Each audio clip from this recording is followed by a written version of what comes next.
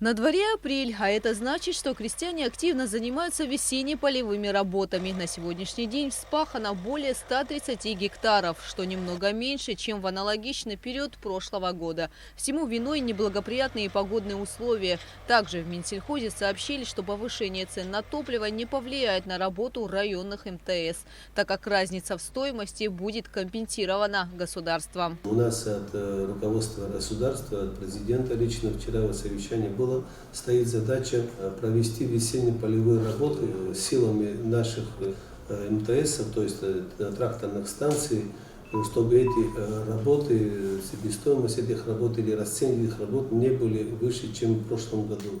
То есть вспашка 1 гектара, как и в прошлом году, будет стоить 3000 рублей. Беслан Джопо также добавил, что за этим процессом важно проследить, так как есть факты, когда механизаторы сами устанавливают цены. Мы хотим, чтобы наши крестьяне, фермеры, которые проводят такие работы, чтобы знали, что с помощью государства это будет поддерживаться, но они должны знать, есть человеческие факторы, когда механизаторы, я не говорю обо всех, но есть, и мы не можем проследить. Возможно, кто-то требует большего. Понятно, что он вначале приобретает топливо, знает, что повышение топлива, и, возможно, будут какие-то повышения требовать. Но крестьяне, если бы нам помогут с помощью глав администрации сел, с помощью наших сельхозуправлений, мы сможем проследить, но хотелось бы, чтобы сами крестьяне знали, что на уровне прошлых лет они все занимались не первый год и знают, что сколько стоит.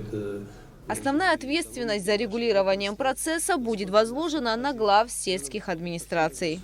Я думаю, тот объем, который нужно будет спахать, и каждая глава сделает заявку от лица сельчан, давайте через глав, чтобы не напрямую сельчане обращались, а чтобы обращались через главы, когда это уже какая-то мера ответственности в том числе, когда он главе своему села заказывает тот или иной участок, он уже и обработает, и просто им там спахали, помогли, и там бросил, извините, уже не получится. Раз он обратился, это уже какая-то ответственность, чтобы довести эти работы до конца, скорее всего. В совещании, посвященном вопросам весенне-полевых работ, приняли участие главы администрации районов, руководители сельхозуправлений и машино-технологических станций. Гугу Савардания, Тимур Гогохи, Гуди Саттарба, Абхазское телевидение.